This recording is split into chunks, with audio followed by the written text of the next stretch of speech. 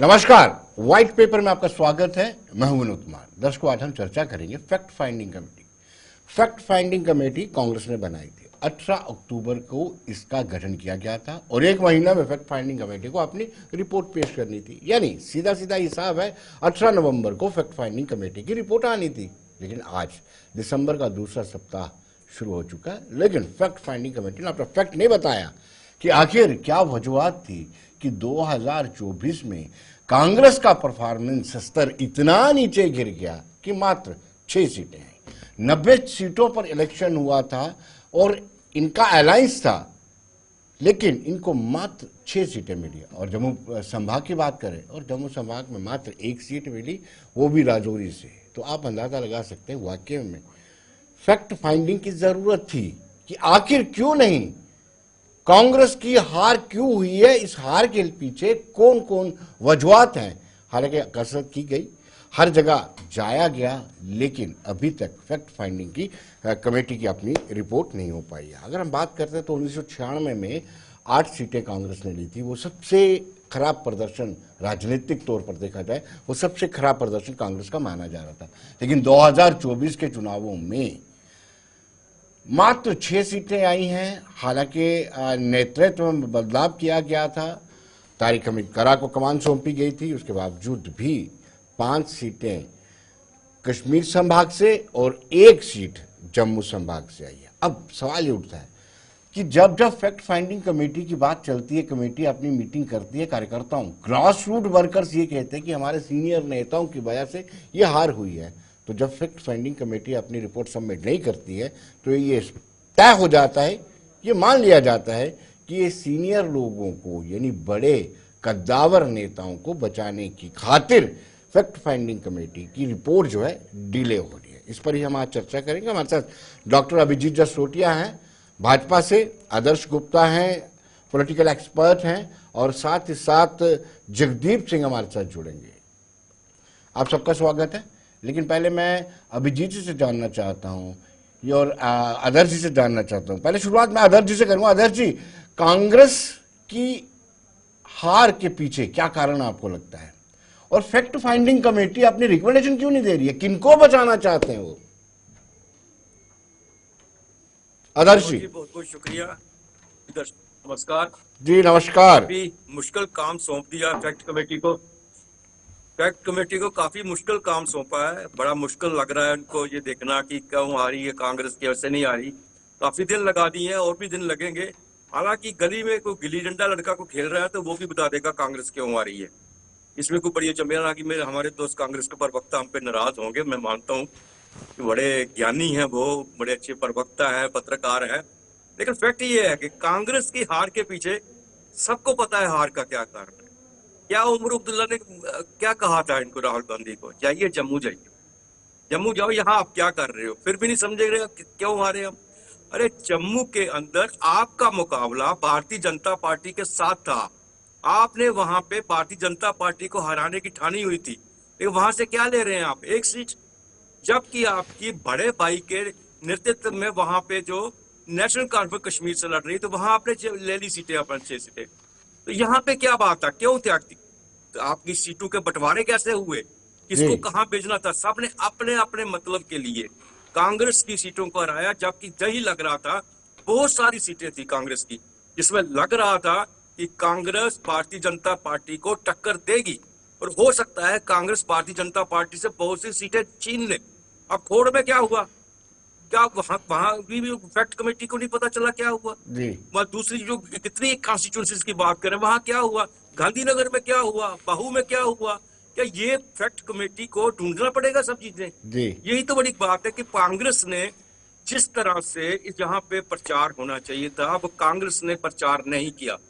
और उसके बाद जब आप बात करते हैं कांग्रेस की, तो बड़े बड़े नेता जो है वो कश्मीर में ही जाते रहे। जम्मू में कितना प्रचार हुआ? बड़े नेता जम्मू में आए कहाँ? जिस तरह से इन्होंने पहले ही हथियार डाल दिए हों कि भारतीय जनता पार्टी की आगे हथियार डाल दिए हैं। लोग के साथ कहना पड़ रहा है कि अच्छी खासी कांग्रेस एक नेशनल माहौल पार्टी बना जो हुआ है था, जम्मू कश्मीर आदर्श के इनके अंदर फेवर सिकुड़ में के रह रही माहौल थी। बना हुआ था और माहौल इन्होंने बना बिगाड़ा हुआ है। था, हर एक अभिजीत जी, अभिजीत जी बड़ा अभिजीत जी मंद मेरी मंद बात को मुस्कुरा रहे मानेंगे, हैं। क्या रामगढ़ के फैक्ट फाइंडिंग मुकाबला नहीं कमेटी था? की रिपोर्ट क्या पर अभिजीत जी बड़े खुश हो रहे क्या हैं। सांबा में मुकाबला नहीं चलिए, था? अब क्या अभिजीत जी से हरसपुरा में जानते हैं। मुकाबला नहीं था? क्या अभिजीत महू जी, में मुकाबला नहीं था? क्या चलिए भोर में सीट जितनी जीती? चलिए, अभिजीत जी, आदर्श जी, अभिजीत जी से जानना चाहते हैं। आप बड़े मंद मंद मुस्कुरा रहे हैं, वो फाइट कर रहे हैं फैक्ट को, तो आपको जी, जी अभिजीत जी। देखिए विनोद जी, बात ये है कि फैक्ट्स तो इन्होंने फाइंड करने हैं, और फैक्ट्स जब ये फाइंड करते हैं तो उनको नजर आता है कि ऊपर से लेकर नीचे तक जो सारे का सारा तंत्र ही है, वो कहीं ना कहीं अब जो है लोग उससे हाय तौबा कर चुके हैं, और उसी के कारण ये है कि लोगों ने इनको आईना दिखा दिया है। अब जब आप क्योंकि इनके लिए एक शब्द यूज किया गया था, परजीवी। वो परजीवी शब्द अगर आप उसको इंग्लिश में ट्रांसलेट करेंगे तो जगदीप जी को अभी बुरा लगेगा, और देखना ये अपनी सीट पे उछलना शुरू हो जाएंगे। तो रहने देते हैं, परजीवी रखते हैं उसको।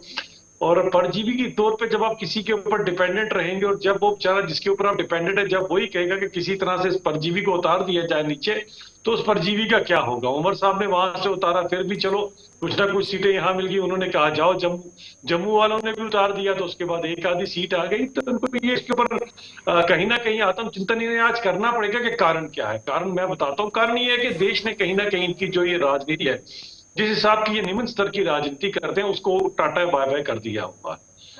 जहां तक अगर आप आज देखें, तो जब खुद ही देखें कि इनके अगर जो नेता जाकर अगर इलियाना उमर के साथ सेल्फी खिंचाएंगे, वो इलियाना उमर जो हमारे देश के खिलाफ षड्यंत्र बुद्धि है, तो आप समझ सकते हो कि लोग तो इनको जवाब देंगे। अब अगर ख्वाजा आसिफ इनके प्रवक्ता बनेंगे और वहां पाकिस्तान में बैठकर कहेंगे कि इंडी गठबंधन को जिता दे, राहुल गांधी को प्रधानमंत्री बना दे, तो फिर आप समझ सकते हो देश तो ये बड़ी भली भांति समझता है। क्योंकि विनोद जी, पिछले दिनों मुझे किसी ने एक बात पूछी, बेचारा इतना पढ़ा लिखा नहीं था मेरी तरह। वो कहता जी ये 370 का भैया मुझे समझाओ क्या फायदा क्या नुकसान है। मैं कहता देखा तुझे ज्यादा तो मैं समझा नहीं सकता, लेकिन इतना समझ ले जिस चीज की वकालत पाकिस्तान कर रहा हूं कभी हमारे लिए अच्छा हो सकता है। कहता ये बात आपने बड़ी सही की। तो इसी तरह से ख्वाजा आसिफ जिस पार्टी की वकालत कर रहा हूं, वो देश के लिए कितना अच्छा हो सकता है, देश वाले अच्छी तरह समझ सकते हैं। क्योंकि अब्राहम लिंकन ने इसी पार्टी के लोगों के लिए कहा था कि कुछ लोगों को कुछ देर तक, बहुत सारे लोगों को बहुत देर तक, लेकिन हमेशा के लिए आप सबको बेवकूफ नहीं बना सकते, जो आंकड़ों ने इनको बता दिया। चलिए चलिए जगदीप जी, सवाल यह है कि जैसे आदर्श जी ने कहा कि गली नुक्कड़ में किसी से भी पूछ लो कि कांग्रेस की हार के क्या कारण थे, कोई भी बता देगा, और आप फैक्ट को फाइंड करने में इतना टाइम लगा रहे हैं। 18 अक्टूबर को कमेटी बनी थी और 18 नवंबर को, एक महीने के बाद उन्होंने अपनी रिकमेंडेशन देनी थी, और रिकमेंडेशन नहीं आ पा रही। कहीं लगता है कि आप अपने बड़े नेताओं को बचाना चाहते हैं, बड़े नेताओं का दबाव है। विनोद जी, आपका शुक्रिया। सर्वप्रथम मैं ये बड़े स्पष्ट शब्दों में आपको बता दूं, had retrospected, very penetrating, very comprehensive. And the person who is leading this committee, his name is Mr. Ravinder Sharma, and he is a well-adept person who doesn't need any preamble at all. I am damn sure whatever the report will come out, एक एक चीज उससे स्पष्ट हो जाएगी। मैं जो हमारे पत्रकार बंधु आदर्श गुप्ता जी है, उनकी बात से सहमत हूँ कि कोई गली में गिल्ली डंडा खेलने वाला बच्चा भी बता देगा कि कांग्रेस की उठाई। मुझे मिला था वो बच्चा, मेरी उससे बात हुई और उसने मुझे बताया कि किस तरह एम्बुलेंसेस में शराब भर भर कर बेची गई, और आलम यह हो गया कि कई शराब की दुकानें जम्मू खित्ते में ऐसी थी जिनको डिपार्टमेंट ने फाइन किया। और मेरे अपने सोर्सेज हैं, क्योंकि आप भी जानते हैं कि अखबार नवीसी में उम्र गुजरी है, 2-2 करोड़ रुपया पहले पार्टी ने दिया, वो देती है पार्टी अपने कैंडिडेट को, लेकिन आखिर के 3 दिनों में 20-20 लाख रुपया सिर्फ शराब के लिए बांटा गया, ऐसा मेरे विश्वसनीय सूत्रों ने बताया जो भाजपा से ही है। तो पहले तो मैं ये स्पष्ट कर दूं कि यहाँ का निजाम, यहाँ का प्रशासन, यहाँ के अधिकारी नपुंसक बनकर तमाशा देखते रहे। मेरी खुद की विधानसभा में इनके डंडे और झंडों के साथ शराब पकड़ी गई, कोई जवाब दिया किसी ने? किसी के ऊपर कोई मामला दर्ज हुआ? अरे जब विनोद तागड़े जैसा इंटरनेशनल जनरल सेक्रेटरी करोड़ों रुपए के साथ पकड़ा जाता है, तब भी उसके ऊपर एफआईआर में वो आरोप नहीं मरते, तो इनसे और क्या तवक्को करेंगे आप? जी, बाकी जो कमियां खामियां हमारे एंड से रही हैं, हम उन पर बात करेंगे। दूसरा मैं जरा अभिजीत भाई को बता दूं, मैं कहता हूं बड़े प्रबुद्ध आदमी है, लेकिन दिक्कत क्या है कि जब संकीर्ण मानसिकता के साथ एक ही एंड को देखेंगे तो इनको आगे का जो देखना चाहिए, जो दूरदर्शिता के साथ देखने की जी कोशिश करनी चाहिए, वो देख नहीं पाते। ये अभी चलिए पाकिस्तान की बात कर रहे थे, मैं एक मिनट और लूंगा। जी मुझे ये बता दीजिए विनोद जी कि जब इनके निकम्मे और निठल्ले प्रवक्ता, और उसमें मैं नाम लेके बोल रहा हूँ, जो इनका नेशनल स्पोक्स पर्सन है, जिसको अमेरिका ने आईना दिखा दिया और आलम ये हो गया कि अब दुबक के बैठ गया, इनको ये समझ नहीं आता, इनके जहनों में नेहरू जी के नाम का एक ट्यूमर पैदा हो गया है, वो निकलता नहीं है। चलिए इनको चलिए कुछ चलिए नहीं चलिए दिखाई चलिए देता। आदर्श जी के पास चलते इनके हैं। एक मंत्री ने चलिए चलिए एक मंत्री ने जी आज जी बयान दिया जी है, जी कितने नाम जी गिना हुआ? चलिए चलिए चलिए कांग्रेस को कोसना बंद करिए, इनको चलिए बोलिए। और अपना चलिए देखिए, रविंद्र चलिए नारायण चलिए क्यों आ चलिए रहा? आदर्श जी आपके पास आते कश्मीर में हैं, क्यों आ रहे बताएं आपके जरा। पास क्यों आते पार्टी जवाब हैं, जरा बताएं। लेकिन एक छोटे से कमर्शियल ब्रेक के जानना चाहूंगा, क्या आपको आदर्श जी ऐसा नहीं लग रहा है कि जगदीप जो प्रवक्ता हैं कांग्रेस के, वो हार का ठीकरा प्रशासनिक अधिकारियों पर फोड़ रहे हैं? जी आदर्श जी। देखिए, पहले मैं जगदीप जी की बात पे थोड़ा सा मैं बात करूंगा। जगदीप जी ने कहा कि पैसा लगा, 2 करोड़ लगे, 20 लाख बाद में दिया, शराब बेटी, सब कुछ हुआ। मैं इनकार नहीं करता इस बात को कि सभी पॉलिटिकल पार्टीज पैसा लगाती है, बिना पैसों के चुनाव नहीं लड़ा जाता। और अब 70 साल जिस यहाँ पे चुनाव लड़ रहे हैं, और वोटर इतना समझदार हो गया है, पैसा किसी का खाता है, शराब किसी से पीता है, और वोटर कहीं देता है। अगर पैसे और शराब से इलेक्शन जीती जाती तो नौशहरे का इलेक्शन ना हारते, अपने प्रधान को ना हरवाते। वो वहां तो पैसा इससे भी ज्यादा, जितना आपने कहा है उससे भी ज्यादा खर्च कर सकते थे, और हो सकता खर्च भी किया हो। पैसे की बात नहीं है, लेकिन ये सीधी बात है कि आप जो कह नहीं सकते जिस बात को, कि आपके जो नेता हैं उन्हीं की वजह से, मैं ये फिर बार बार कह रहा हूं, लोगों ने नहीं हराया कांग्रेस को। लोगों ने कांग्रेस के कैंडिडेट को क्या खोड़ में जिताया कि नहीं जिताया? वही कांग्रेस का कैंडिडेट जिनको मान के चले थे वो जिताया उन्होंने। यहाँ पे भी लोगों ने कांग्रेस के कैंडिडेट को जिताने की कोशिश की है। जब जीतने वाले पीछे बैठा रहे तो जिताने वाले क्या करेंगे? सबसे बड़ी बात है, जब आपके नेता लोग जो है वो कश्मीर में जाना शुरू करते, जम्मू में नहीं आए, जम्मू में जिस तरह से प्रचार होना चाहिए था, क्या मैं खुल के बात करता हूँ, क्या रमन बल्ला गांधीनगर से यहाँ पे बहु सीट से नहीं लड़ सकते थे, जहां उनका बहुत ज्यादा वोटर है, जब बने हुए, जहां उनके पहले भी जीतते रहे? क्या क्या उसका नाम है लड़के का, आरएसपुरा से नहीं लड़ सकता था वो? क्या क्यों चेंज करनी पड़ी सीटें? और आखिर दम तक एक दिन पहले आप अपना मैनिफेस्टो ला रहे हैं, मैनिफेस्टो को लेकर आप पे उंगली उठाई जा रही है, 370 लेकर आपको कटघरे में खड़ा किया जा रहा है। क्यों आप क्या समर्थन करते थे आप उसका, नेशनल कॉन्फ्रेंस का 370 के लिए? लास्ट मोमेंट पे जाके आपका मैनिफेस्टो आता है, उसमें आप 370 की बात करते हैं। अपनी इन गलती को दिखाने की कोशिश करो, उन्हें गिनने की कोशिश करो, लोगों के ऊपर मत लगाओ कि उन्होंने शराब पी है, उन्होंने पैसा खाया है, इसलिए कांग्रेस हारी है। कांग्रेस हारी है तो अपने कारण हारी है, लोगों के कारण नहीं हारी है। चलिए अभिजीत जी, आप पर बहुत तंज कसे हैं जगदीप जी ने।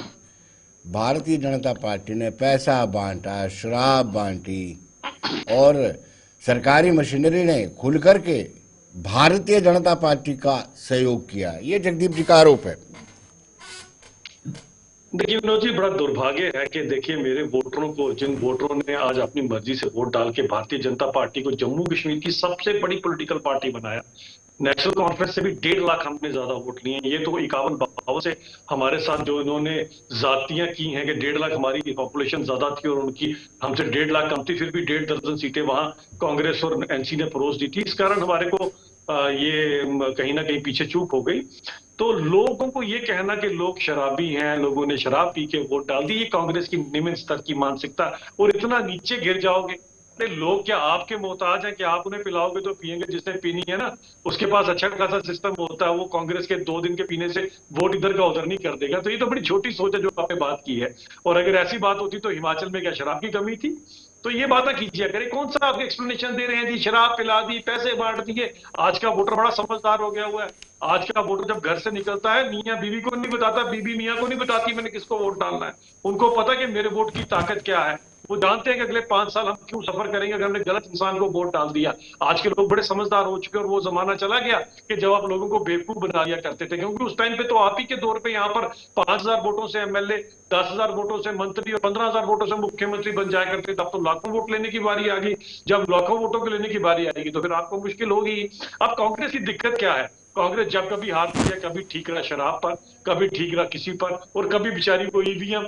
ईवीएम तो इनकी वो बेचारी वो माशूका है जो मैं बार बार कहता हूं कि जो हमेशा तैयार रहती है, और ये उसके सर पे आशिक की तरह कि जब कभी भी ये जीत जाएंगे तब तो उसका नाम नहीं लेंगे, लेकिन जैसे ही हारते हैं तो उस बेचारी को कहते हैं जा तू जल जा, मर जा, कट जा। तो वो बेचारी इनसे तंग आ चुकी है आज ईवीएम। तो आप समझ सकते हो कि जब आप खुद हार चुके हो, अरे हार का अपना ठीकरा किसी के सिर पे फोड़ना है तो जरूर फोड़िए, लेकिन कम से कम बेचारे वोटर पे तो ना फोड़िए। वोटर आपकी करतूतें नहीं देख रहा।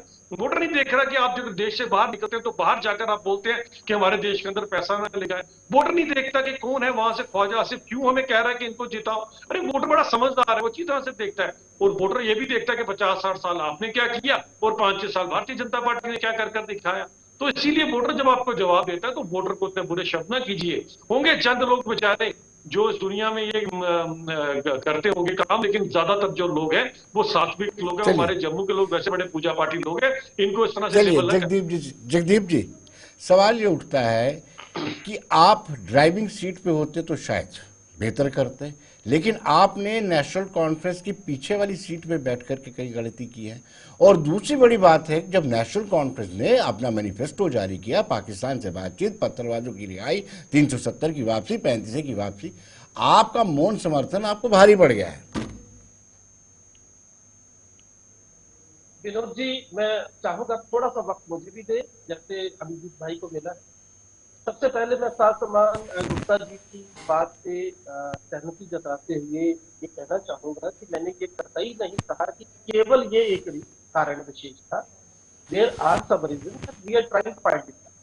अब मैं जरा अभिजीत भाई की जो दुर्भाग्य क्या है कि इतना वास्ता जब मुझसे पड़ता है ना तो फिर इनकी दिक्कत ये होती है कि इसको खीसे निपोड़ने के अलावा कुछ दिखाई नहीं देता। ये वीडियो है कि मेरी विधानसभा का प्ले कर दूं, और मैंने कहीं नहीं कहा कि वोटर्स ने शराब मांगी। मैंने कहा कि आपके निकम्मे निकले कैंडिडेट्स ने राजनीतिक नैतिकता का धज्जियां उड़ाते हुए आलम ये कर दिया। मैं आपको दिखा रहा हूं, ये लोगों ने पकड़ी है शराब, ये इनकी प्ले कर रहा हूं यहाँ पे जवाब दे इसका, ये लोगों ने पकड़ी है। मैं लोगों को कंडेम नहीं कर रहा, मैं बता रहा हूं कि आप लोगों की शराब पकड़ी, लोगों ने वोट डाल दिए। इसमें मत बोलिए, मैं नहीं बोल कौन सी दुनिया से आते हो भाई? रविंदर रैना साहब का लोगों ने शराब पकड़ी और वोट भी डाल दी है। इसी साथ फिर विनोद जी अब सुनना पड़ेगा, अब सुनना पड़ेगा। दुनिया से आते हो भाई? आदर्श जी ने एक और बात कही, आदर्श जी की बात थी कि रविंदर रैना को जितवा देते अगर ऐसी स्थिति होती। बिल्कुल ठीक कहा आपने, लेकिन असली बात यह है कि रविंदर रैना खुद वहां से लड़ना नहीं चाहते थे, क्योंकि वो पिछले कई सालों से अपने विधानसभा में गए तक नहीं थे। ये स्थिति थी, उनको तो आदत है किस तरीके से वो सुनाने की। ईवीएम पे आता हूँ विनोद जी, मुझे कुछ राजीव शर्मा को जिता देते। ये जवाब दे दे, महाराष्ट्र में 5 लाख वोट कैसे बने? मुझे ये बता दे कि हरियाणा और महाराष्ट्र का वोटिंग परसेंटेज काउंटिंग से 2 दिन पहले कैसे बना? मुझे ये बता दे, जो अरविंद केजरीवाल ने दिल्ली में आरोप लगाया है कि 11,000 एक विधानसभा में आपने वोट बढ़ा दिए। मुझे ये बता दे कि नांदेड़ लोकसभा और विधानसभा के नतीजों में फर्क एक ही दिन के समय में कैसे आया? और मुझे ये बता दे कि आपने उन चुनाव को वोटिंग करने से क्यों रोका? जगदीप जी लौटते हैं, जगदीप जी लौटते हैं, छोटे से वापिस लौटते हैं के बाद एक मरतबा स्वागत है। और मैं आदर्श जी से जानना चाहूंगा, आदर्श जी जो मेरा अनुभव कहता है कि भारतीय जनता पार्टी ने शिद्दत के साथ चुनाव लड़े, उनके सभी बड़े नेता यहाँ पर कैंपिंग किए हुए थे। मैंने मल्लिकार्जुन खड़गे को देखा, उन्होंने छंब जाना था, वो गए नहीं। कहीं ना कहीं कुछ कमियां कांग्रेस में रही हैं। कुछ सही कहा। भारतीय जनता पार्टी, ये एक खूबी है भारतीय जनता पार्टी पे, 24/7 वो इलेक्शन के लिए तैयार रहती है। लेकिन मैं विनोद जी एक बात बता दूं, भारतीय जनता पार्टी से जम्मू कश्मीर के, खासकर जम्मू के लोग बहुत नाराज थे। जब यहाँ लोकसभा का चुनाव हुआ तब भी उनका मन नहीं था भारतीय जनता पार्टी को वोट देने के लिए, लेकिन यही कह रहे थे हमने मोदी को वोट देना, मोदी के नाम से वोट देना, और मोदी के नाम से उन्होंने वोट दे दिया। लेकिन बीच में यही कहते थे जब असेंबली आएगी तो इनको हम दिखाएंगे कि हम नहीं वोट देंगे, और सचमुच दिखाना चाहते थे कुछ इनको। लेकिन बदकिस्मती ये थी कि भारतीय जनता के पार्टी के सामने कोई ऐसी पार्टी जो कहते हैं सीरियसली इलेक्शन लड़ने के लिए नहीं खड़ी थी, जिन्हें जम्मू के लोग वोट देते। वो मजबूर थे, उनके पास कोई दूसरा चारा नहीं था। आज भारतीय जनता पार्टी को मजबूरी से वोट देना पड़ा, उनको बनाया, क्योंकि प्रचार उनका इतना जबरदस्त था। उनके नेता हर घर घर में जा रहे थे, उनके नेता हर वार्ड में जा रहे थे, उनके जितने भी बड़े से बड़े नेता सामने आ रहे थे, यहाँ आके डेरे लगा के रखे हुए थे, 2 दिन उनके होटल से बुक करके रखे हुए थे, वहीं पे रह रहे थे। हर रोज प्रेस कॉन्फ्रेंस हो रही थी, हर रोज उनमें बातचीत हो रही थी। तो ये सब चीजें कमी नजर आई कांग्रेस के अंदर। मैं ये बात बार बार यही कह रहा हूँ, मेरा जो एक्सपीरियंस है, इस बार बदलाव चाहते थे लोग, कांग्रेस के लिए वोट देना चाहते थे, लेकिन कांग्रेस ने खुद ही एट दी 11th आवर तो कैंडिडेट के नाम घोषित कर रहे हैं, अपना मैनिफेस्टो लास्ट मूवमेंट में दे रहे हैं, 370 को लेकर अपना बचाव नहीं कर पा रहे हैं, पत्थरबाजू को लेकर अपना बचाव नहीं कर पा रहे हैं, कैदियों को छोड़ने के लिए अपना बचाव नहीं कर पाए हैं। ये सब चीजें जो है जम्मू में इनके अगेंस्ट गई, उसी वजह से ये पीछे रह गए। और भारतीय जनता पार्टी जो अभिजीत जी, आपकी क्या राय है?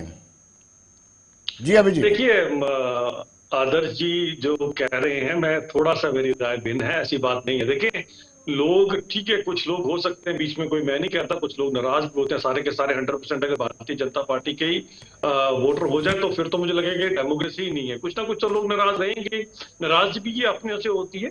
लेकिन जब भी लोगों ने देखा, ये नहीं है, ठीक है, हमारी कैंपेनिंग बड़ी अच्छी, हम सबके सभी लोग जो हैं 24/7/365 काम करते हैं, कांग्रेस की तरह या एनसी की तरह कोई चुनावी बटेर नहीं है जो चुनाव के समय बाहर निकल जाते हैं। अगर आपको याद होगा आदर्श जी, जो कोरोना काल था उसमें सबसे ज्यादा शहादतें किसने दी थी? तो भारतीय जनता पार्टी के कार्यकर्ता ने दी थी।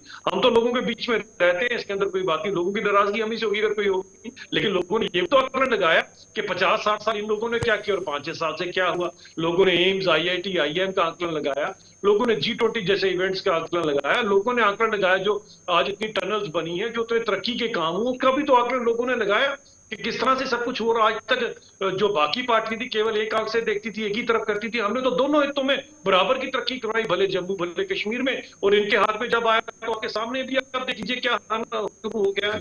तो ये लोगों ने जब इन चीजों को देखा, एनालिसिस करके उन्होंने देखा कि भारतीय जनता पार्टी समय का अभाव है, 1 मिनट में जगदीप जी को दूंगा। जगदीप जी, वाकई में आपको सीखना चाहिए भारतीय जनता पार्टी से। आप एक ठीकरा फोड़ करके अपनी स्कीम को सेव नहीं कर सकते हैं आप 1 मिनट में, समय कम है। विनोद जी, मैं 1 ही मिनट में उत्तर दूंगा। निंदा हमेशा प्रगति की घोतक है, मुझे इससे कोई एतराज नहीं है। कुछ कारण रहे हैं, उन पर पार्टी विचार कर रही है, इसीलिए रविंदर शर्मा सरीखे नेता के हाथ में ये जिम्मेदारी दी गई है।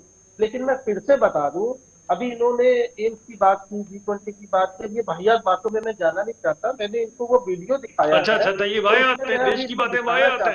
इलियाना उमर और ख्वाजा आसिफ की बात तरह से लोगों ने आपके कार्यकर्ताओं की धुलाई की है, इनको के साथ इनको देश के अंदर G20 वाहियात लगेगा, पर जवाब देश के अंदर G20 वाहियात लगेगा। वो मुझे अभी भी शक है विनोद जी, शराब की बोतलें बची हुई है और आज एडीजी का टेस्ट कराना जरूरी है। शराब की बोतल बची, आज इनका टेस्ट कराना जरूरी है, जरूर का टेस्ट कराइएगा। ये जैसे बोल रहे हैं ना, वहां पर भी आपने वो चुनाव के टाइम की बोतल बचा के रखी है, 45,000 करोड़ रुपए खर्च कर दिए, इन्होंने बोतल बचा के रखी है। और ईवीएम ने क्या किया, वो महाराष्ट्र दुनिया को बता रहा है। कारण ये है कि एक गांव में मार्केट नहीं होने दे रहे। जगदीप जी, समय इजाजत नहीं दे रहा है। जगदीप जी बहुत बहुत शुक्रिया, आदर्श जी बहुत बहुत शुक्रिया, अभिजीत जसरोटिया जी आपका भी बहुत बहुत शुक्रिया। फैक्ट फाइंडिंग कमेटी की रिपोर्ट अभी तक नहीं आई है, 18 नवंबर को आनी थी और आज दिसंबर का दूसरा सप्ताह चल रहा है। तो दर्शकों, बने रहिए देश दुनिया की खबरों के लिए और मुझे दीजिए इजाजत। नमस्कार।